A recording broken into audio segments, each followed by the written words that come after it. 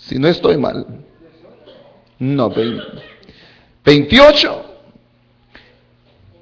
Y lo bendijo Dios y les dijo: fructificad y multiplicaos, llenad la tierra y sojuzgadla, y señoread en los peces del mar, en las aves de los cielos, y en todas las bestias que se mueven sobre la tierra.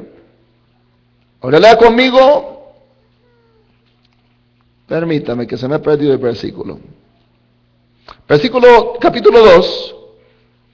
Versículo 16. Y mandó Jehová Dios al hombre diciendo: de todo árbol del huerto podrás comer, mas del árbol de la ciencia del bien y del mal no comerás, porque el día que de él comieres ciertamente morirás. La palabra de Dios no fue no coman, como Satanás lo puso o lo quiso pintar, sino que fue algo similar, que parecía, pero no era la verdad de Dios. Y es precisamente ahí, hermano, en donde Satanás trata la manera de engañar al ser humano y de engañar hasta los mismos hijos de Dios. Por eso es que la doctrina, se escuche bien, las doctrinas falsas no vienen de la nada. ¿Vienen de dónde, hermano? De Satanás. ¿Y qué usa Satanás para levantar doctrinas falsas? La palabra de Dios.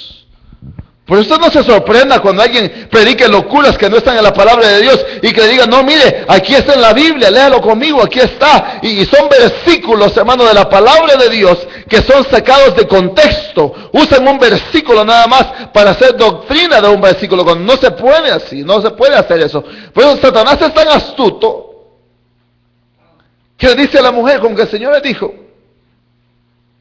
que no pueden comer de eso. No fue eso lo que Dios dijo, pero había algo detrás de eso, hermano. Y ese algo era que Satanás estaba desde ese momento depositando veneno en el corazón de Eva. Comenzaba como a poner cierta duda. Como cuando usted escucha predicadores que sabemos que es una falsa doctrina y que están mal delante del Señor.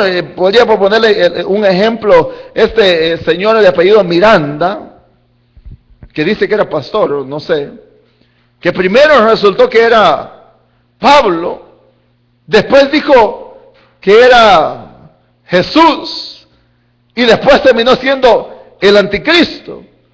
Y yo creo que, oye, ni él sabe ni qué es. Pero de ahí iba el montón de gente detrás de él. Y eso no es nada nuevo. Sí. Se tatuaban los 3 seises en el brazo, que aquí, y decían que, y bueno, y comenzó tantas cosas, ¿no?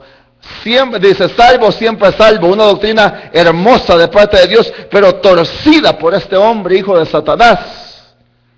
Usando ¿en qué, hermano? La misma palabra de Dios. Todas las sectas que usted conozca, todas las religiones que usted puede conocer en el mundo, en su mayoría se basan en la palabra de Dios, pero son doctrinas torcidas, son palabras supuestamente de Dios, pero no vienen de Dios. Falta el discernimiento del Espíritu Santo para poder a veces comprender la palabra del Señor, y muchos van detrás de ellos, engañados, porque Dios utiliza precisamente eso, hermano. Precisamente a su Espíritu Santo para hacernos entender su palabra. Por eso cuando usted escuche algo y usted se quede, eso como que no sé, como que no viene mucho quizás de Dios, hay que tener cuidado. Hay que pensarlo bien, analizarlo a través de la palabra. Pero el Señor le dijo, o Satanás le dice a la mujer: ¿con qué eso le dijo el Señor? ¿Cuántas veces el enemigo no trata de susurrar a nuestras vidas, a nuestros oídos, con que Dios te dijo que te va a bendecir? ¿Y cómo dices que te va a bendecir el Señor? Y sí, de veras, ¿no? Y se pone el enemigo en una manera, hermano, ¿qué le diré? De tratar de seducirnos y hacernos ver que las promesas de Dios no tienen valor, o de torcer lo que Dios ha hablado a nuestras vidas y lo que Dios ha prometido. Le voy a decir cómo, y le voy a poner un ejemplo bien clásico, un ejemplo bien claro. Por ejemplo, en el caso de Saúl. Saúl, hermano, sabía que tenía que esperar el momento en el que llegara Samuel antes de irse a la batalla, antes de ir a pelear. Él no era un sacerdote, él era simplemente el rey de Israel. Y él tenía que esperar que Samuel volviera para que Samuel escribano pudiera hacer el sacrificio delante de Dios. ¿Y qué sucedió? Que él viene y comenzó a escuchar la voz del pueblo. Comenzó a escuchar la voz del pueblo. Y el pueblo llegó a tanto tiempo y que no llegaba Samuel y no llegaba Samuel, que algunos se desesperaron y comenzaron a irse. Y ahí, en ese momento, es en donde Saúl estaba siendo probado a ver a dónde es que estaba su confianza, a dónde estaba su corazón. ¿Y qué hizo él? Se puso las vestiduras del sacerdote y dijo, bueno, si Samuel lo puede hacer, ¿por qué no lo puedo hacer yo? Y dice, tráigame eso, y comienza a hacer un sacrificio delante del Señor, algo que estaba prohibido en esos días, que no lo podía hacer nadie más que el sacerdote. Se desesperó. Fácilmente el enemigo le pudo haber susurrado al oído y decirle, bueno, y si las mismas palabras, porque esas palabras suenan como a Satanás. Si Dios lo puede hacer, dijo Satanás al principio, ¿por qué yo no? Voy a subir al trono y voy a poner mi trono allá a la par del trono de Dios. ¿Se acuerdan que estudiamos acerca de eso? Y ahí, desde ahí, voy a tener en la gloria, y comienza a maquinar en su mente y en su corazón lo que él quería hacer. Y de la misma manera, la misma actitud tiene también, hermano, en este momento Saúl. Comienza a ver a la gente que se desespera y comienzan a irse y dice, me voy a quedar solo y ¿qué voy a hacer? Yo me imagino que el enemigo comenzó a bombardear su mente y a bombardearlo con pensamientos y a tratar de desesperarlo. Y le digo algo, hermano, podría irse toda la gente, irse todo el mundo, pero los que hemos sido llamados de parte de Dios debemos de permanecer firmes en el lugar que Dios nos tiene, porque no es la gente la que nos da la batalla, es el Espíritu Santo de Dios el que está en la batalla de nuestras vidas. Es Dios el que cumple la promesa, es Dios el que pelea la batalla, es Él el que nos da la victoria, no son los hombres, es Dios. Satanás nos trata de hacer dudar. ¿Hace cuánto tiempo que Dios hizo una promesa? Y mira si la ha cumplido. Así es el diablo. Mira si Dios lo ha hecho. Ahí estás esperando, dice. Como decimos en El Salvador, ahí estás como dundo esperando. Bien salvadoreño eso, man. Ahí estás, esperando, a ver, y mira, Dios ni caso te hace, hasta se le olvidó, de seguro ya Dios, el Señor reprenda al diablo, hermano. Que el hombre olvida, pero Dios no. Dios tiene una memoria mucho más larga que la de nosotros, hermano. Dios no se le olvida las promesas que le ha dado, pero toma su tiempo. Ahí estaba, y dijo, con que eso le dijo el Señor. Comenzaba Satanás. Ahora, hay un problema aún más delicado aquí todavía, hermano. El Señor le dijo a Adán que lo iba a poner sobre todas las cosas, y el trabajo de Adán era ¿cuál, hermano? Cuidar del jardín del Edén. Amén. Diga conmigo, cuidar el jardín del Edén. Ese es el trabajo de Adán.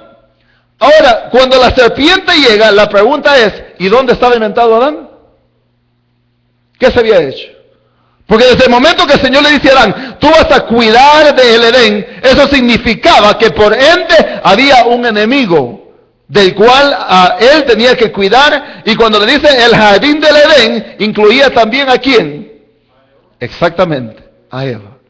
Tenía que cuidar también de su esposa. Eso nos habla de cómo como hombres, como mujeres, debemos, hermanos, de levantar un vallado espiritual alrededor de nuestros hogares. De cómo debemos de cerrarle todas las puertas al enemigo, todas las ventanas en donde el diablo quiera meterse o pueda meterse, hermano. Porque Dios nos ha puesto como cabeza y no como cola, dice la Biblia. Y si nos ha puesto el Señor ahí, debemos de cuidar de nuestros hogares. Usted como madre, como padre, debe de cuidar de sus hijos. Debemos de clamar por ellos, cubrirlos con la sangre de Cristo, orar por ellos de día y de noche, enseñarles la palabra del Señor. El Señor le dijo a Adán, cuida el Edén, cuida el jardín, yo te lo he dado, toda la creación, todo estaba, hermano, bajo la responsabilidad de Adán. Y a veces el hombre viene ahí, a veces llorando, diciendo, ay, hermano, que me pasó esto y el otro, y muchas veces es responsabilidad de nosotros mismos. Que nuestros hijos a veces se aparten del camino del Señor porque nosotros no estamos siendo el ejemplo o no estamos siendo las personas o los hijos de Dios que debemos de ser en la palabra de Dios. Dios nos ha puesto a cuidar y en lugar de cuidar, destruimos. En lugar de cuidar, de ser un ejemplo, a veces somos un mal ejemplo, hermano. Dios bendiga a los jóvenes que aún teniendo malos ejemplos en sus casas, perseveran en la palabra de Dios, hermano. Eso es una vergüenza para los padres, y lo digo así abiertamente, hermano. Que sus jóvenes estén metidos en las cosas de Dios y ellos no. ¿Se imagina, hermano? ¿Qué cuentas le darían a Dios si el Señor viniera hoy? Cuando Dios los ha puesto a cuidar. Entonces, ¿a dónde estaba Adán? Brillaba por su ausencia. Dice el Señor que cuando el enemigo viene y siembra la cizaña, ¿la siembra en qué momento? En el momento que los trabajadores y el dueño están ¿qué? Dormidos. Dormiditos. Ahí entra el enemigo y siembra la cizaña. Por eso dice la Biblia, orar sin cesar. Queremos de estar velando todo el tiempo, hermano. ¿Cuántas veces nosotros, el enemigo no nos ha hecho destrozos en nuestras vidas espirituales o con nuestra familia? Simplemente porque no estamos velando, estamos enfocados tanto en las cosas de este mundo, enfocados en el trabajo, enfocados en tantas cosas que se nos olvida que hay un enemigo que anda detrás de nuestras vidas todo el tiempo, pero que el Señor los reprende en esta noche, hermano. Y hoy desde ya comience usted a levantar vallados en el nombre de Jesús. Comencemos a clamar la sangre de Cristo sobre nuestros hijos, nuestras hijas, nuestros padres, nuestros familiares. Comencemos, hermanos, a proclamarlos a cada uno de ellos para la gloria de Dios. Nuestros vecindarios, nuestras escuelas, nuestras ciudades, nuestros países, deberíamos de estar todo el tiempo clamando por ellos, poniéndolos en las manos del Señor. Se nos olvida que hay un enemigo que está tratando la manera de infiltrarse, de destruir, de tomar la posición o esa forma de serpiente, hermano, astuta. Y tratar la manera de quitarnos la bendición que tenemos saliendo de la iglesia. Vamos muchas veces cuando el enemigo le pone un pensamiento al hombre y a la mujer y comienza la peleadera, y cuando llegan a la casa como que no hubieran venido a la iglesia, como que Dios no nos hubiera hablado. Usamos mal a veces la palabra del Señor, usamos la palabra del Señor para defender nuestros propios intereses personales, utilizamos la palabra de Dios a veces, hermano,